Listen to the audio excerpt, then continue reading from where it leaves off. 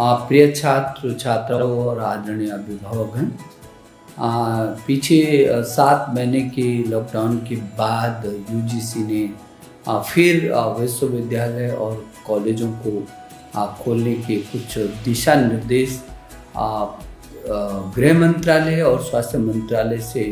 व्यापक परामर्श के बाद कुछ दिशा निर्देश जारी किए हैं। मुझे भरोसा है कि उस दिशा निर्देश का आप पूरी तरीके से पालन करेंगे जो गाइडलाइन जारी हो रही है यूजीसी की ओर से। वैसे भी पहले भी आपने जब भी यूजीसी ने जो गाइडलाइन जारी की आप सब ने बहुत उसका अच्छे से पालन किया है। आपको याद होगा कि पहली बार 29 अप्रैल 2020 को यूजीसी ने गाइडलाइन जारी की थी, जब कोरोना के महासंकट से होकर के हम गुजर रहे थे और वो शुरुआती दौर था। दूसरी बार फिर 6 जुलाई 2020 को दूसरी बार फिर यूजीसी ने दिशा निर्देश जारी किए थे विभिन्न विषयों को लेकर के, जिसमें ऑनलाइन शिक्षा थी, परीक्षा का संचालन था, प्रवेश प्रक्रिया थी, शैक्षणिक कैलेंडर जैसे बहुत महत्वपूर्ण विषयों पर था। और तीसरी बार जो है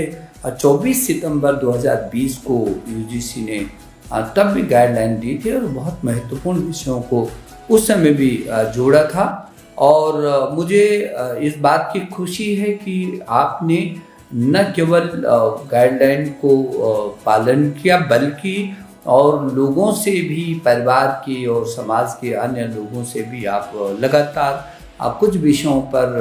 आग्रह करते रहे हैं और उस लीडरशिप को आपने अपने हाथ में लिया, जबकि लोगों के जीवन की सुरक्षा उनके हाथों में है, उनके अनुशासन में है। तो ये काम आपने किया है। फिर इस समय यूजीसी ने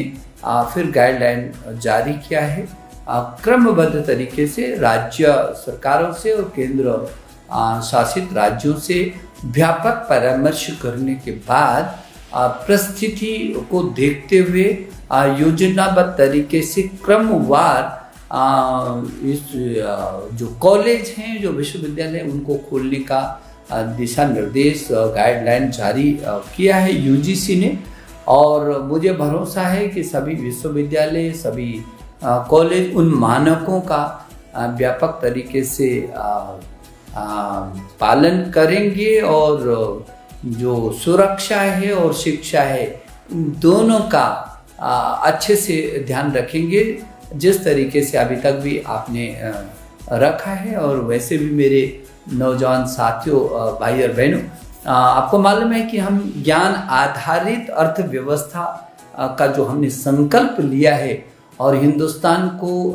पूरी दुनिया का ज्ञान की महाशक्ति बनाने का जो हमारा सपना है, जिस मार्ग पर नई शिक्षा नीति के तहत हम तेजी से आगे बढ़ रहे हैं। और वैसे भी आपको मालूम है कि ये सारा जो कार्य है वो महाविद्यालयों और विश्वविद्यालयों से होकर के गुजरता है और उसमें आप ही सभी छात्र छात्राएं, जो शोध छात्र हैं, जो जितने भी विभिन्न विधाओं में पढ़ने वाले छात्र हैं, विभिन्न सब्जेक्ट को लेकर के आगे बढ़ने वाले हैं, चाहे तकनीकी के क्षेत्र में हो या भाषा के क्षेत्र में हो, विज्ञान अनुसंधान के क्षेत्र में हो, तो आपने बहुत एक योद्धा की तरह इस कोरोना काल में डट कर के मुकाबला किया है। और जैसे हमारे देश के प्रधानमंत्री जी ने कहा था कि जो हमारे सामने चुनौती है, इनका मुकाबला हमको करना है। और मुझे इस बात को कहते हुए खुशी है कि मेरे सभी शैक्षणिक संस्थानों ने बहुत इस चुनौती को स्वीकारा और इन चुनौतियों को अवसरों में तब्दील किया। बहुत सारे शोध और अनुसंधान हुए हैं जो पूरे देश के सामने आए हैं और देश ने उसमें खुशी महसूस की है। आप लोगों ने नीट की परीक्षा हो, चाहे जेईई की परीक्षा हो, जो जेईई एडवांस की परीक्षा हो,